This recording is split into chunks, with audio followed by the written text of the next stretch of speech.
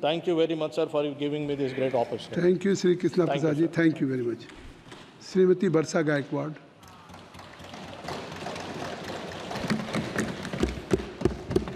Sir, मी आज महामहिम राष्ट्रपतींच्या अभिभाषणावरती जे आहे ते आपले विचार मांडण्यासाठी या ठिकाणी उभी आहे. दिल्लीचे तख्त राखतो महाराष्ट्र माझा. छत्रपती शिवाजी महाराज, राजर्षी शाहू महाराज, क्रांतिज्योती सूर्य महात्मा फुले, क्रांतिज्योती सूर्य सावित्रीबाई फुले, भारतरत्न डॉक्टर बाबासाहेब आंबेडकर यांच्या पावन विचाराने चालणारा महाराष्ट्र आणि महाराष्ट्राच्या जनतेने दाखवून दिलं की सरकारी तिजोरीचा वापर हा स्वतःच्या फंडासाठी वापरला, सरकारी यंत्रणांचा वापर केला, सत्याची अंमलबजावणी केली, तरीसुद्धा गद्दारांना महाराष्ट्रामध्ये थारा मिळणार नाही. आणि त्या ठिकाणी जो 400 पारचा नारा दिला होता ते स्वप्नभंग करण्याचं काम महाराष्ट्राने केलं. त्याबद्दल महाराष्ट्राच्या जनतेचं मी या ठिकाणी सन्माननीय अध्यक्ष महोदय खूप धन्यवाद व्यक्त करते. अध्यक्ष महोदय, महामहिम राष्ट्रपति के अभिभाषण में मैं अपेक्षा कर रही थी कि क्योंकि हम पहली बार सांसद बन के चुन के आए हैं, तो मैं अपेक्षा कर रही थी कि उसमें नीति की बात होगी, दिशा की बात होगी, दशा की बात होगी और आने वाला 1 साल का जो है वो क्या कार्यकाल रहने वाला है उसको हमें पूर्व कल्पना उससे मिल जाएगी.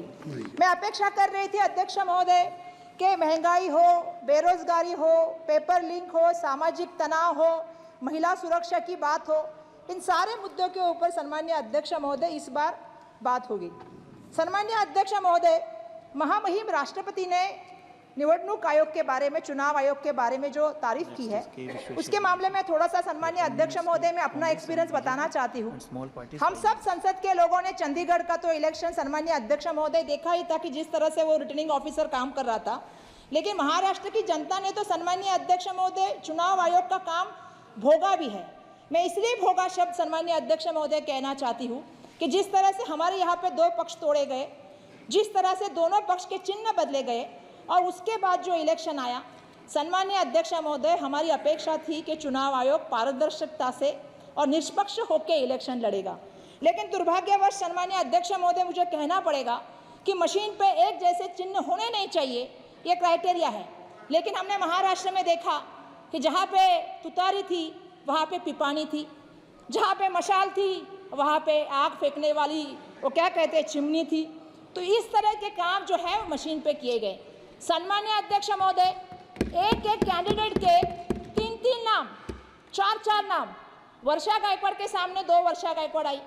तो इस तरह से जो इलेक्शन लड़ा गया, मैं नहीं समझती सन्माननीय अध्यक्ष महोदय ये योगायोग था. ये पूरी तरह से सन्माननीय अध्यक्ष महोदय कहीं ना कहीं सोची हुई बात थी. सन्माननीय अध्यक्ष महोदय, 400 पार का नारा था और 400 पार के नारे के लिए ये सब चल रहा था क्या? ये भी कहीं ना कहीं हमारे जैसे नए सांसदों के मन में बात उठी. सन्माननीय अध्यक्ष महोदय, मैं आपसे पूछना चाहती हूँ कि 400 का नारा क्यों दिया गया? वो इसलिए दिया गया, जैसे आपको पता है कि पिछले बार हमने देखा कि सांसद में 150 सांसद को सस्पेंड किया गया, फिर 3 कानून लाए गए, किसान का कानून लाया गया. तो 400 का पार का नारा किस लिए था?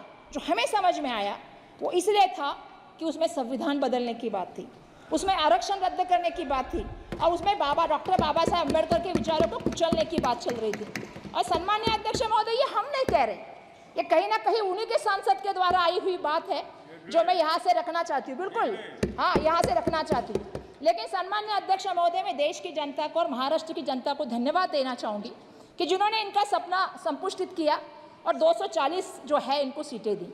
लेकिन झटका जो इनको लगा सन्माननीय अध्यक्ष महोदय, 240 सीट के बदले इनको 440 वोट का झटका लगा. और इनको अपेक्षा नहीं थी कि जनता हमें इतना बड़ा झटका देगी. लेकिन मैं थोड़ी देर पहले हमारे एक भाई बात कर रहे थे, हमारे सांसद, और हमें पूछ रहे थे कि आप लोग इतने खुश क्यों हैं. सुनिए भाई साहब, अभी डिस्टर्ब मत कीजिए. हमारे सांसद पूछ रहे थे संदीप पात्रा जी कि आप खुश क्यों हैं. हम इसलिए खुश हैं कि मैं एक शेर पढ़ना चाहती हूँ सन्माननीय अध्यक्ष महोदय.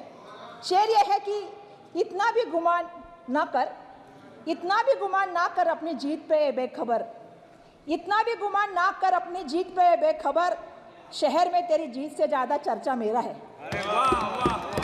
तो मैं ये कहना चाहती हूँ सन्माननीय अध्यक्ष महोदय कि हमारा चर्चा इसलिए है क्योंकि हम संविधान की बात कर रहे हैं, हम देश के लिए लोकशाही की बात कर रहे हैं, हम लोगों के हित की बात कर रहे हैं.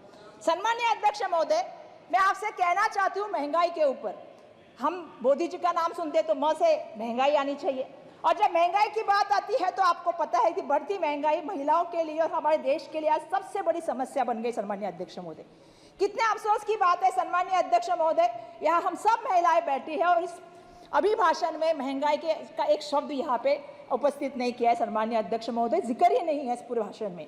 आज कमर तोड़ महंगाई के आज गरीब है, मध्यम वर्गीय परिवार है जिनका जीना मुश्किल हो गया। सम्मानीय अध्यक्ष महोदय, दाल, आपको मालूम है टमाटर, आटा और प्याज, दूध, आज सब की चीजें जो है तो दाम बढ़ गए हैं। उस पर जीएसटी भी कुछ चीजों के ऊपर लगाने का काम केंद्र सरकार की तरफ से हो रहा है, चाहे वो दही हो, पनीर हो, दूध हो।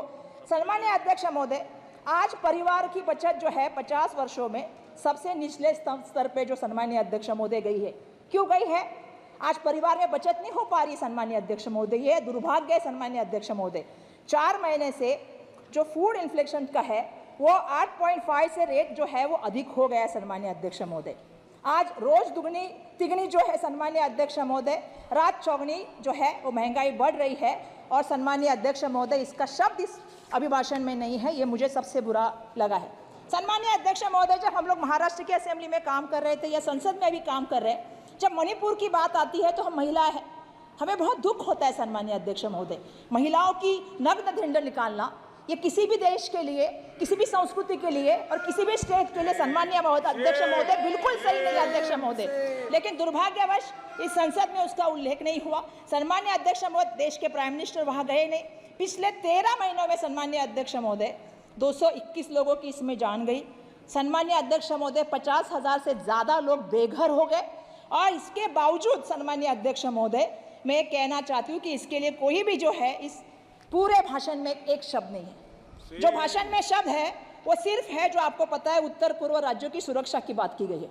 मेरा ये अपेक्षा था कि इसमें मणिपुर की महिलाओं के लिए, मणिपुर की जनता के लिए यहाँ से एक प्रबोधन जाएगा और उनको विश्वास दिलाया जाएगा कि उनकी सुरक्षा के लिए आने वाले सालों में काम किया जाएगा। सम्मानीय अध्यक्ष महोदय, हम से महिला सुरक्षा की बात करते हैं। आज महिला सुरक्षा की बात हुई। आज सुबह ही मुझे बहुत अच्छा लगा जब हमारे सम्मानीय अध्यक्ष महोदय ने इंडिया की टीम जीती, उसके लिए एक प्रस्ताव रखा गया। हम महिलाएं हैं, हम अपेक्षा करते हैं हमारी खिलाड़ियां महिलाएं कैसे आती है आप जानते हो। जब सामाजिक जीवन में, राजनीति में, आर्थिक नीति में, सांस्कृतिक नीति में या खेल में जब हम आते हैं ना अध्यक्ष महोदय, बहुत संघर्ष करके वहां तक पहुंचते हैं हम महिलाएं। और जब हम अपनी यौवन की पीड़ा की बात जब लोगों के सामने कहते हैं, उसके लिए बहुत हिम्मत लगती है। मैं उन सभी लड़कियों से यहाँ से कहना चाहती हूँ कि हम संसद में उनकी आवाज बन के यहाँ से आपसे पूछना चाहते हैं, ब्रिजभूषण सिंह के साथ क्या हुआ? कुछ उसके साथ नहीं हुआ। मैं ये इसलिए भी कहना चाहती हूँ अध्यक्ष महोदय, क्योंकि संसद को पूरा देश देख रहा है और इस देश को हमसे अपेक्षा है, आपसे अपेक्षा है, आपकी चेयर से अपेक्षा है सम्मानीय अध्यक्ष महोदय। अध्यक्ष महोदय, जब मैं संसद भवन में आई मुझे बहुत अच्छा लगा ये सब देख के, लेकिन मुझे और अच्छा लगता कि संसद भवन का उद्घाटन और भूमि पूजन दोनों महामहिम राष्ट्रपति के हाथों से होता। तो मुझे बहुत अच्छा लगता कि एक महिला, एक आदिवासी महिला को उसका मान मिल जाता, एक दलित जो हमारे सम्मानीय राम कोविंद जी थे महामहिम राष्ट्रपति, उनको ये सम्मान मिल जाता। श्री राम जी का मंदिर हुआ लेकिन महामहिम राष्ट्रपति जी को बुलाया नहीं गया। मैं इसके लिए भी खेद व्यक्त करना चाहती हूँ सम्मानीय अध्यक्ष महोदय। इन चीज़ों के ऊपर ध्यान रखना चाहिए। महामहिम राष्ट्रपति जी का पद ये देश का सर्वोच्च पद है, उनको उनकी गरिमा और उनका सम्मान मिलना चाहिए सम्मानीय अध्यक्ष महोदय। अध्यक्ष महोदय, मैं से मुंबई की रेलवे के बारे में, जो हमारी रेल व्यवस्था है उसके बारे में और उसके सुरक्षा के बारे में थोड़ा बात करना चाहती हूँ, जो आजकल राम भरोसे चल रही है। सम्मानीय अध्यक्ष महोदय, मैं कहना चाहती हूँ एनसीआरबी के मुताबिक 2017 से 2021 तक ट्रेन जो हादसे हुए सम्मानीय अध्यक्ष महोदय, इसमें जो लगभग 1 लाख लोगों से ज़्यादा लोगों की मौत हुई है सम्मानीय अध्यक्ष महोदय। ये मैं नहीं कह रही हूँ, ये एनसीआरबी का रिपोर्ट कह रहा है सम्मानीय अध्यक्ष महोदय। आज आपको पता है अध्यक्ष महोदय, मुंबई ये देश की आर्थिक राजधानी है और मुंबई की जो सबसे बड़ी लाइफलाइन है वो रेलवे है सम्मानीय अध्यक्ष महोदय। आज ऐसी अवस्था है कि अगर रेलवे लड़खड़ा जाती है तो मुंबई शहर सम्मानीय अध्यक्ष महोदय लड़खड़ा जाता है। आज अध्यक्ष महोदय, मुंबई का आप देखेंगे तो हर दिन 7 लोगों की जान ये ट्रेन दुर्घटना में जाती है। इसके ऊपर आपको ध्यान देना पड़ेगा। दूसरा ऐसा है सम्मानीय अध्यक्ष महोदय, 2023 मैं अध्यक्ष महोदय, मेरे को पहली बार बोल रही हूँ, थोड़ा मेरे 4-5 ही पॉइंट है सर। सर 2023 में आप देखेंगे सेंसेक्स तो 2590 लोग जो है उनकी ट्रेन की दुर्घटना में जो है सन्मान्य अध्यक्ष महोदय मौत हुई है। और इसके बावजूद भी सन्मान्य अध्यक्ष महोदय आप देखेंगे तो 441 लोगों को जो है वो चोट आने का काम हुआ है। आपको मैं बताना चाहती हूँ, हाल ही में मुंबई के हाई कोर्ट ने जो है आपको मतलब रेलवे को लताड़ा है और ये कहा है कि जानवरों की तरह आप लोगों को लेके जाने का काम कर रहे हैं। तो मैं ये अपेक्षा करती हूँ इस अभिभाषण के माध्यम से कि हमारे मुंबई की जो रेल अवस्था है इसको सुधारने का काम सन्मान्य अध्यक्ष महोदय होना चाहिए। और मैं ये चाहती हूँ कि आपको मैं बताऊँ अध्यक्ष महोदय, मैं एक दिन रेलवे स्टेशन पे गई जहाँ पे मुझे ट्रेन पकड़नी थी। आप कभी रेलवे स्टेशन पे मुझे मेरा रिक्वेस्ट है कि रेलवे मंत्री जी को भेजना चाहिए, क्योंकि उनको पता होना चाहिए जो दूर की रेलवे होती है ना 30-30 घंटा लेट होती है, 20-20 घंटा लेट होती है, लोगों को बैठने के लिए व्यवस्था नहीं, बच्चों को लेकर जो औरतें ज़मीन पे बैठती है उसको दूध लेने के लिए कैंटीन नहीं है, कहीं फायर की व्यवस्था नहीं है, ना कई लोग उनके सपोर्ट के लिए मदद के लिए नहीं आ रहे, लोग वैसे के वैसे बैठे रहते हैं जिनके पास कोई व्यवस्थापन नहीं सन्मान्य अध्यक्ष महोदय। तो मेरा ये रिक्वेस्ट है सन्मान्य अध्यक्ष महोदय कि आप इसमें ध्यान दें। रेलवे का इतना बड़ा बजट है तो उसमें हम सबको जो सुविधा चाहिए उस सुविधाओं के ऊपर सन्मान्य अध्यक्ष महोदय ध्यान दें, ये मैं आपसे विनती करना चाहती हूँ। अध्यक्ष महोदय, मैं महाराष्ट्र और मुंबई के लिए से कुछ कहना चाहती हूँ। Madam please. यस अध्यक्ष महोदय, मेरा दो ही पेज है। फिर भी अध्यक्ष महोदय मैं बहुत फास्ट बोल रही हूँ, मैं खत्म कर रही हूँ अध्यक्ष महोदय। अध्यक्ष महोदय की मैंने देखा कि हमारे महाराष्ट्र और मुंबई के लिए। Please 1 second. Yes sir. I object to your remarks. Nobody can stop. Please take back your words. Please madam continue. Yes sir. Sir Maharashtra से और मुंबई से मैं से ये कहना चाहती हूँ कि सर पूरे अभिभाषण में हमारा सिर्फ एक ही उल्लेख है और वो ये है कि हमारी जो ट्रेन जा रही है बुलेट ट्रेन जो अहमदाबाद से मुंबई आ रही है, सिर्फ इसी का जिक्र है, उसके सिवा मुंबई और महाराष्ट्र का इस अभिभाषण में कहीं भी कोई जिक्र नहीं। सन्मान्य अध्यक्ष महोदय, मुझे कहना पड़ेगा मेरा महाराष्ट्र केंद्र शासन को सबसे ज़्यादा बड़ा महसूल देता है और उसके बदले में हमें क्या मिलता है सन्मान्य अध्यक्ष महोदय। अगर हम बात करें टैक्स कलेक्शन की अध्यक्ष महोदय, तो महाराष्ट्र से अगर 1 रुपया जाता है तो केंद्र से हमें वापस सिर्फ 7 पैसा आता है सन्मान्य अध्यक्ष महोदय। अध्यक्ष महोदय, ये हमारे ऊपर अन्याय है, ये हमें यहाँ से कहना है। अध्यक्ष महोदय, मेरी एक मांग है कि टैक्स डिक्लेरेशन के बाद महाराष्ट्र का जो हिस्सा बढ़ाया जाएगा, मैं ये मांग करती हूँ कि टैक्स जो दिया जाएगा उसमें से महाराष्ट्र से जो टैक्स आएगा उसका 50% टैक्स जो है वो हमें मिलना चाहिए। महाराष्ट्र की वो हमारे विकास के लिए ज़रूरी चीज़ है, वो हमें मिलना चाहिए, ये मेरा सन्मान्य अध्यक्ष महोदय कहना है। अध्यक्ष महोदय, महाराष्ट्र का किसान आज जो है वो हम कहते हैं कि बहुत बड़े संकट में है, क्योंकि आसमानी संकट उसके साथ वो जूझ रहा है, लेकिन उसको केंद्र की मदद क्या मिल रही सन्मान्य अध्यक्ष महोदय? कुछ भी मदद नहीं मिल रही। अध्यक्ष महोदय, महाराष्ट्र के किसान की बात करें तो प्याज के किसान की बात करते हैं। सन्मान्य अध्यक्ष महोदय, आज ऐसी नीतियां बनाई गई कि आज दुर्भाग्यवश मुझे कहना पड़ेगा इन्होंने एक्सपोर्ट बैन कर दिया, जिसके कारण लोगों की जो आमदनी थी वो कम हो गई और किसान आज इतना परेशान है।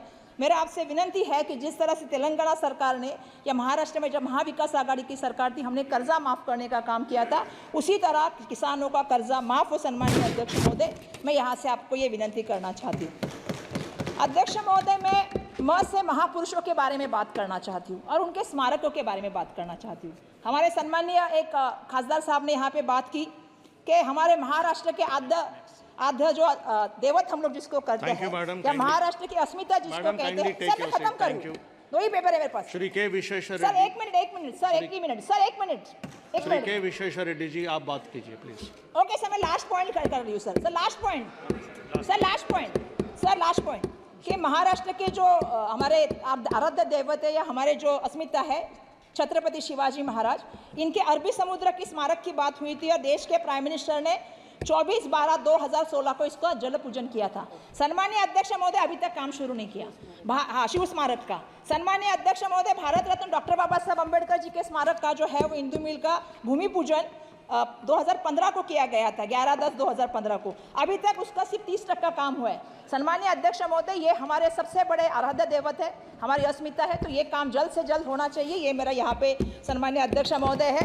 बस मैं यही कहूँगी कि आपका बहुत बहुत धन्यवाद। श्री के विश्वेश्वर रेड्डी।